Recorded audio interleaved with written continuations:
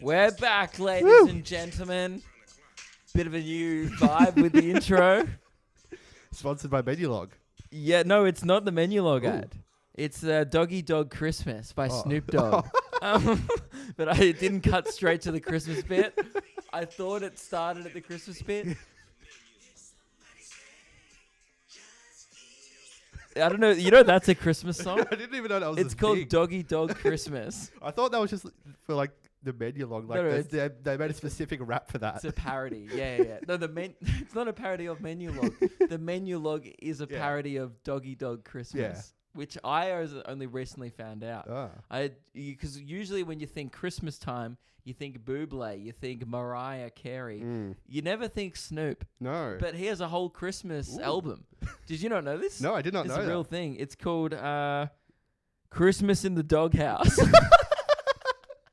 Which is huge. It was released in 2008. This is just the intro.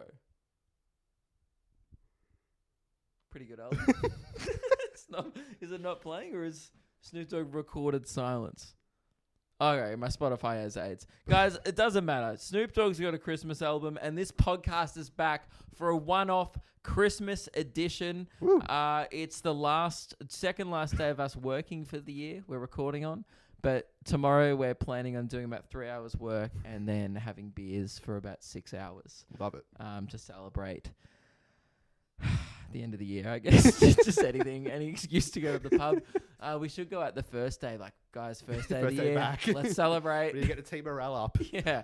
I reckon that's more important than work. Do you reckon? Morale. That's not true. It was suggested by my brother. Yes. Who's just recently come on board the team. And this is what we wanted to do this podcast for, guys. So you're probably thinking, you probably saw this on your subscription feed. Like, I thought this podcast was done. So did we. But we thought we'd come back for one more Christmas episode, give you guys a bit of an update. We've moved house, Meg and I. Reese has finally been given an employment contract, which is great. Which does definitely give away that we're probably paying you illegally for about 3 years. I'm not sure. It's sketchy. It's too hard to tell. I mean, not really. You've just got to be the ATO. Yeah. But that's fine. It's all above board. We've employed another guy named Mitch who's starting in the new year. My brother is now working full time. There's now 4 people on a payroll, or 3 people, and I guess me. Yeah. I'm still here. I'm the OG. I started this shit, dude. The company is definitely growing. It's become a small media business. Yeah. Which is wild, I'm hoping one day we can just branch out to the point where we're just doing Christmas albums. Imagine that. We try and rival Snoop and Bublé this time of year. Yeah.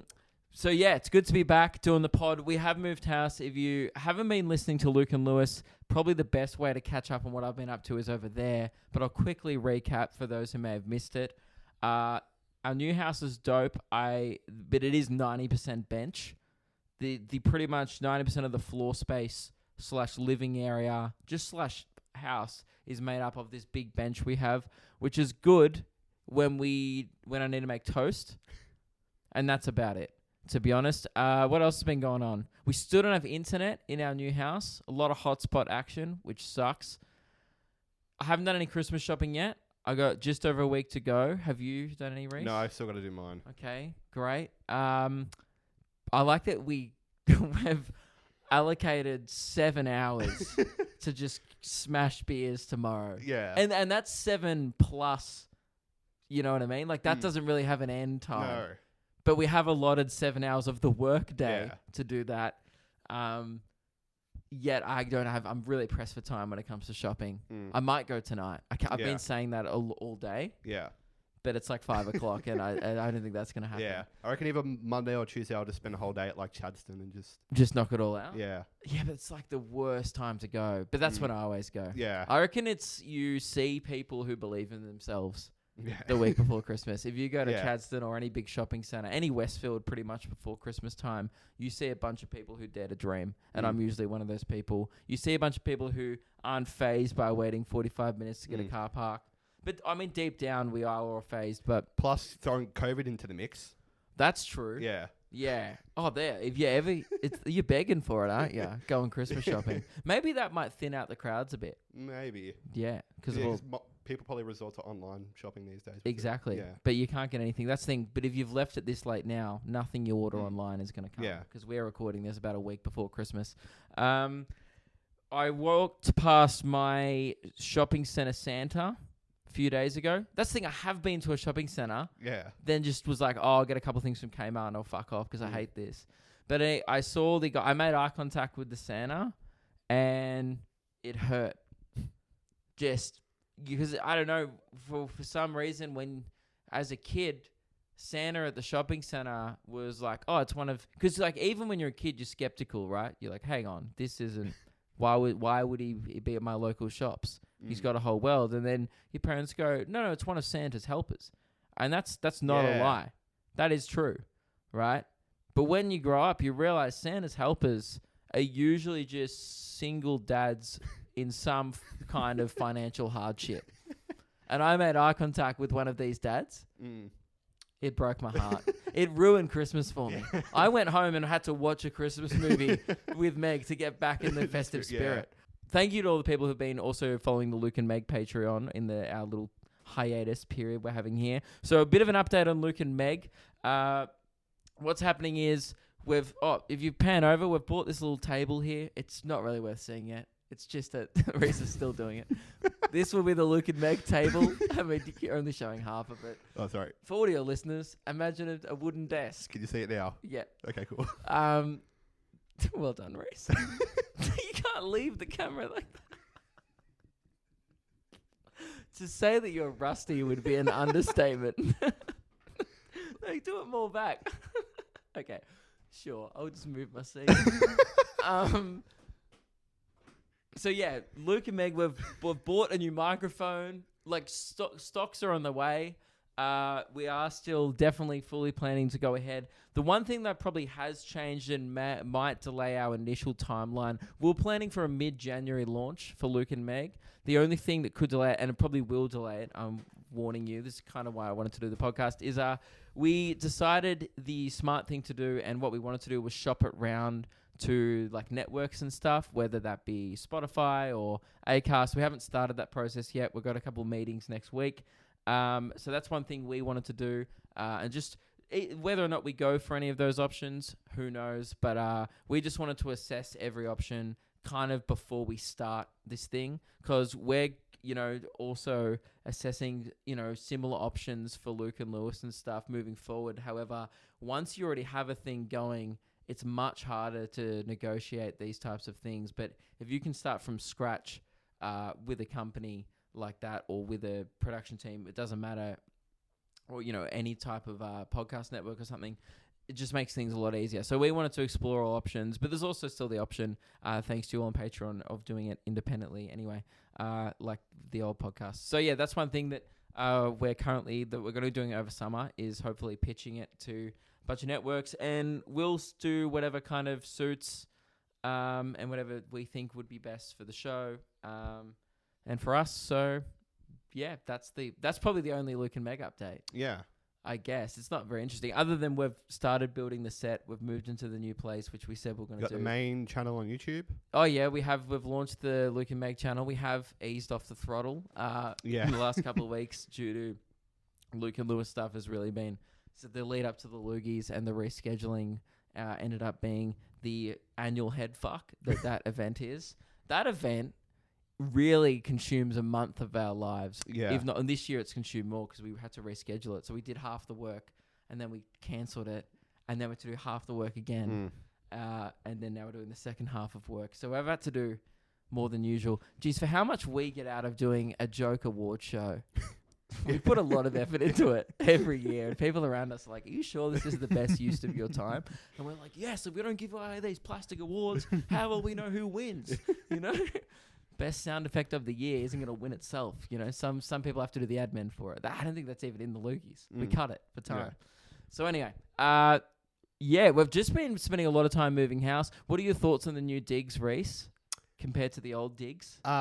It feels like I actually work in a proper workplace. Yep. Because I used to work at your kitchen Well, it wasn't in a kitchen. Just Our kitchen wasn't big enough to have the sort any- of room for everything. Yeah, it was that room that we used to just put everything in because we Yeah. had one room. Yeah. No, I feel a lot more productive working here, I must say. That's good. Yeah. I'm glad. Yeah. Very positive. Yeah. We haven't finished moving everything out of our old house. Oh, really? Yeah, did you know we fucked up this is such a Luke and Meg thing to do. We screwed up the 28 days notice. So we've just been, once again, it's just like, apparently I have an insufferable hatred and anger for cash. So I just like getting rid of it as quickly as fucking possible. So I've done that yet again. We were in Perth. I swear to God, we sent off the email to the real estate agent. We were like, we're going to be leaving. We told them 6 months ago we were going to be like planning on leaving at the end of our lease. And then about 30 days out, we go to send this email. It doesn't send, but it doesn't bounce back because we're not connected to the internet or something. Yeah. It just goes to drafts. So Meg and I in our head think that this email's been sent off. And then because we were so busy, we moved back to Melbourne. Everything changed in our life again. 2 weeks later, I was like, Meg, did we ever hear back from the real estate agent? Like, that's so weird. They never replied to our notice and just gone, thank you. And then so we emailed again and they were like, great. So you'll be moving out 28 days from now? And we're like, no. Oh. And then we just couldn't. Did you try explain the fuck up to him? Oh, yeah. Yeah. Did They not were go like, well. No. Instead, they were like, bend over. It's Christmas time. Just bend over and be quiet. So yeah, we got fucked. But yep, which was very cool. But it also gave me extra time to procrastinate because I had a bunch of wood outside because we had like a fire pit and there's still wood in the backyard and there's still an outdoor table. Like that what's this? I don't need a sound effects board today. I say anything and we're just like, oh yeah. No, you're talking about fire pit. You're talking about fire pits. Ooh, get it. Oh yeah. Did you not realize today Reese came into my house, he goes, ooh, new fire pit. And I was like, no, we've had this for ages. But actually, our old place, I rarely ever went back out to that area. No one did. Yeah. I went out there twice. It was a front yard. It was a weed war den, which we need to get into. So I have experienced another weed war. The final, I hope, this is the thing, you touch wood, bloody hell. Hopefully I've experienced the final weed war. Weed War 3 came and went during a podcast hiatus, and it kind of feels like those lost wars that you hear about on the Discovery Channel, where you only really hear the winners' sides because nothing was ever documented during the time. So currently, you are talking to the victor. Once again, I'm 3 for 3. Fuck those weeds. Woo. This time, if you thought Weed War 2 was huge on this podcast, now, if for some reason, if you're new to this podcast, awful time to tune in. But there has been 2 weed wars in the past. This is not, a lot of people think when I say weed war, it's the fight against drugs. You do what you want. I don't care, right? It's a fight on literal weeds in your garden. And they were growing like crazy. I was using chemical warfare in the past 2 wars. Once again, was a huge component of this war. But you want to know the game changer, Reese? Yeah. This war was... I gave the weeds... Well, it wasn't... I had to retake over my garden. They had completely overtaken. I was away for 5.5 months. Those weeds were just having a party when I came back. Some of them were fence height. Yeah. Like there was a few weeds that were over 6 foot high. At what point does it stop becoming a weed and just become a tree? Yeah. Because I think I was a tree war. Because I pulled out some stumps. Usually I was pulling out roots, and then one we had to dig out with a shovel. That's not a fucking weed. Yeah. And it was spiky. But I knew as soon as I came home, I was like, all right, there's a war on my doorstep, quite literally, and I need backup. Because at this time, I thought I'd have to be moved out within 5 days. That was not the case. Turns out I had a whole month to do this. But I bought in backup. Bought in my brother Jack, who's fought a few weed wars in his time when he moved into his house. But I guess my most valuable asset of all, my dad, and his new hedger. Oh. Yeah, he bought around this new bit of machinery. He was so excited to bring it around because he got it for his birthday. They'd been in a lockdown. There wasn't too much gardening to do at his place. So he's like, mate, I'll bring around my new thing. He pulls this thing out the back of the car. It's the longest rod I've ever seen. At first, it was a slow start. He couldn't get it to work, and I could tell he was a bit disappointed. You know, he wanted to come over, just rip through these bad boys. And he also brought over his whippersnipper. Yeah. Oof. You know, like you have these core memories of your life where your dad is like this powerful, courageous figure, and you look up to him. And most of them are from when you're like 4 years old. Yeah. You know, you watch your dad. Like, for example, you've seen, or you haven't seen, but you've heard about Lance winning the Stubtathlon. Yeah. Your dad in 1985, which was a local drinking competition. Yeah. I'm assuming you've probably never been prouder. Stuff like that holds weight. I saw my dad fuck up these weeds and leaves with this whippersnipper. He just came in and just went, what would have taken me hours by hand, which I had started doing the night before. He just came in, just annihilated them. He's given us like things. We're dumping these weeds. We filled up not 5, not 6, but 7 bins full of weeds. I love these sound effects. Ooh, yeah. Tell me how many bins again? 7, mate. 7 bins. I deployed all the cavalry I had. It's all the Kidgell boys. You know, my mum, you know, she was on medical duty at home because I cut my finger. She did give me a Band-Aid. Actually, there was the whole Kidgell family just annihilating these weeds. It was truly a sight to see. Did your dad have the Aussie rock classics pumping? Well, I made a playlist for the day called Driving to School in 2006, which had all my favorite songs that me and my dad used to listen to on the way to primary school. You know, it really ranging from the Chili Peppers, Powderfinger, all the way to John Denver, like and Neil Young, and everything in between. Bit of Queen, bit of an excess. It was truly an afternoon to remember. Yeah, I still have this image now of just my dad, just like usually it's been like neck and neck in other wars. This didn't even feel like a war. It felt like almost the end of World War II when they just fucking dropped that nuke on Hiroshima and everyone was like, oh, a little bit far. Like, Jesus fucking Christ. Like, they dropped it on farming land. Everyone was like, Jesus. It felt a bit like that. Like, Dad bought in this Hiroshima-esque whippersnipper play and just absolutely, like, the war, I don't think the war ever started. Because Quent just ended it. Yeah. Like, just immediately. Yeah. He just came in there and just got it done. It was so good. So mad shout out to Dad for that. Much appreciated. And now we go back around there. It's a completely new garden. Weeble 3 was just like a nothing but net campaign on the front line. It took like 3 hours. Whereas these other wars were taking me weeks by myself. I was a one-man army just with like what are those shitty pump things? Yeah, pesticide spray bottle and a dream. That's all I had for Weeball 1 and 2. Weeball 3, I just felt bad. I was like, not a, great day to be a playlist on Spotify. Terrible day to be a weed in that backyard. Great day to be an In Excess fan, for sure. It was ironic, actually. I was ripping through some weeds and Never Tear Us Apart was playing. And I was just like, I ripped those bad boys.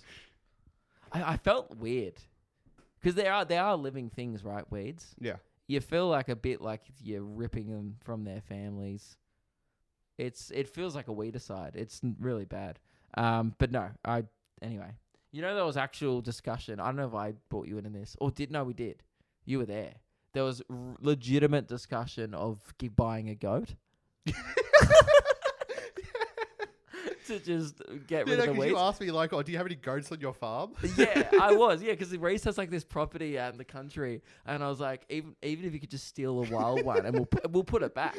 Like it's more of like a lend situation. I didn't want to keep the goat. I just wanted to borrow one temporarily because it seemed so like it's so intimidating. I came back from being away for half the year, and the garden's just like 6 foot high weeds. I've never seen anything like it. I had my doubts because before you got back, me and Jack went around and scoped it out. You told me over Zoom once, you're like, good luck. Weeball 3 is going to suck shit, dude. And I was like, it can't be that bad. I got home and I was like, Reese undersold it. It's bad. But it was unbelievable.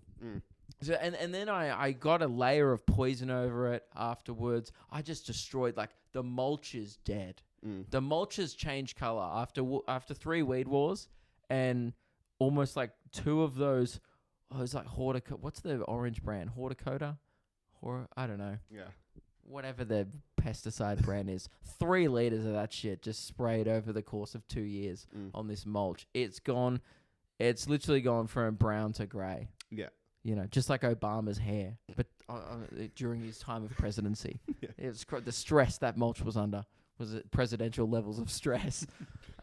So yeah, it was pretty good. Took the win there. Pretty stoked about it. I think I put some stuff in the Discord, but yeah, the Luke and Meg Discord's still firing away. We are still doing Luke and Meg episodes, so if you want to jump on there, that'd be cool. If you want to stay up to date with everything we're doing, you may have heard about Barry, our new neighbor who comes in and waters our plants at the new place. That's been a huge part of the Luke and Meg podcast. Also featured on Luke and Lewis quite heavily as well.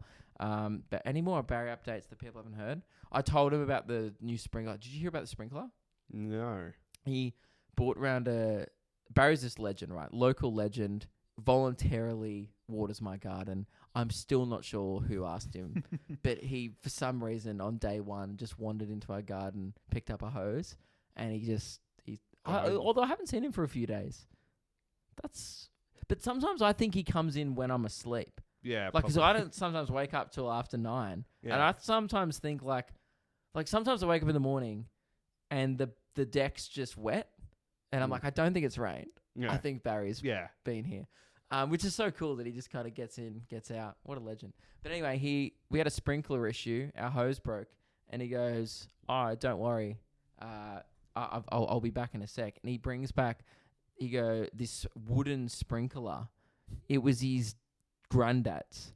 So it's from like World War One. Yeah. And it's got wooden holes drilled into it, which then the water spouts out of. Oh, wow. It's like a homemade 1910, 1920 sprinkler that still works. And it did the job. The amount of grass coverage on that shit blew me away. So big ups to Barry. I'm really enjoying the new place. Vastly different lifestyle to the old place. I wake up and there's sun.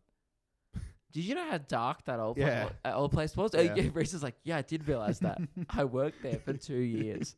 It was like, I didn't realize that my old house was just not making me sad, but not making me happy.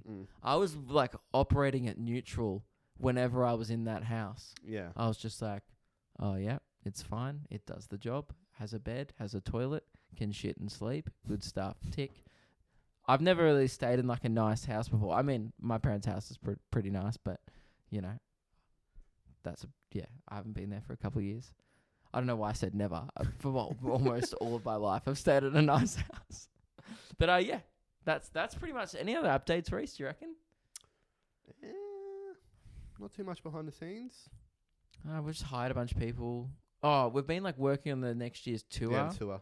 I'm not going to reveal the name yet. It has been revealed in the Discord. We do like merch polls, and like we run merch ideas by people in the Luke and Meg Patreon Discord. We run stuff like that. So if you want to get involved in that stuff and also see the new merch and the new tour name and branding and stuff, jump in there. But yeah, we've just been kind of really working hard and like boring shit, like restructuring the business financially, because we've been hiring so many people. Yeah. Just like, it's so boring. New websites, stuff like that. New website, that's good. That's pretty exciting. Yeah. New merch. Yeah, new merch.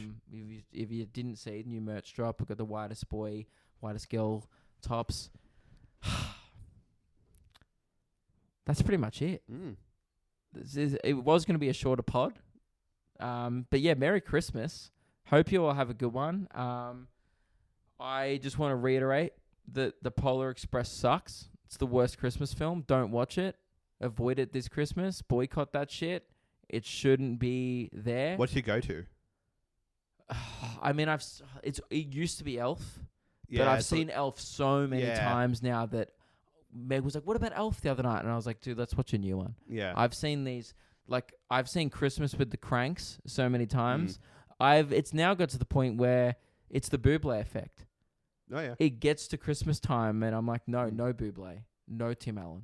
And I feel like a Grinch even saying that. Even Santa Claus 1, the original. Oh, it's so good. Like Yeah. the scene where he finds out he's Santa and he's shaving and then Yeah. he grows the beard and he shaves again. unbelievable. But Santa Claus 3 with the Tooth Fairy, come on. Yeah. It's all right. You know, I enjoyed that they kept making bank off the franchise, but get out of here. I don't know, what's your go-to one? I'm basic. Either Home Alone 1 or 2. What do you think about, well, this might just shock people in general, but people always argue if Die Hard is a Christmas film or not. I have no opinion because I've never seen Die Hard. Yes. Oh, you've also No. never seen it? No.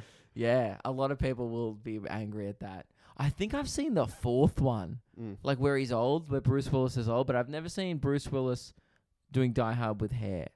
Does he even have hair in him? I wouldn't know. Never seen it. What about Home Alone? Christmas movie or not? Home Alone? Yeah, Home Alone's Christmas movie. Well, that's the thing. It's set at Christmas. It's setting but Christmas, it's not really a Christmas movie. Or is Home Alone 2 set in Christmas? No, they're both set in Oh, Christmas. because it's the family goes away for the holiday. Yeah. Yeah, and the robbers, yeah. Yeah.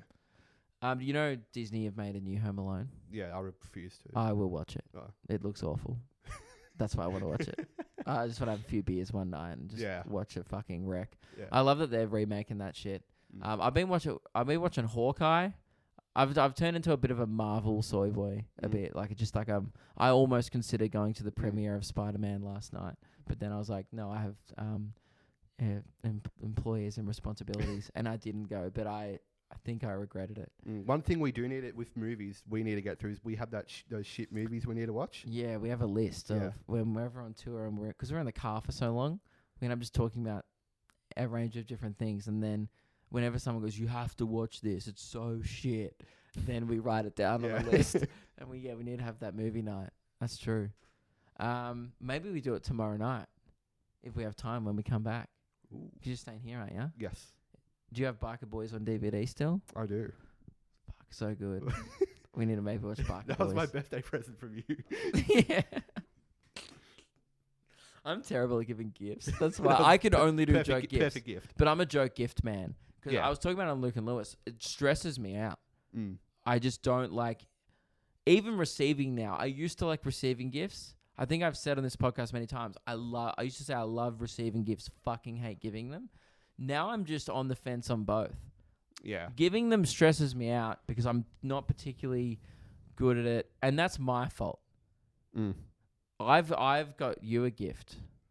Well, I know what I'm going to get you. Okay. Are you excited? Yeah. But that's the thing. It's not really. I'm disappointed in myself because it's not really a joke gift. Okay. It's just annoying because that's another thing. I'm self-conscious because I'm like, I think you'll be like, oh, that's cool, but not as good as Biker Boys because the laughter that it evoked on your birthday when you opened that DVD packaging and you saw a Biker Boys DVD in it. Yeah. You died laughing. I did. And that was so maybe I've seen Die Hard. Oh, that sucked. Guys, it's Christmas time, all right? I've checked off. If you can't tell, I've fucking checked out for the year.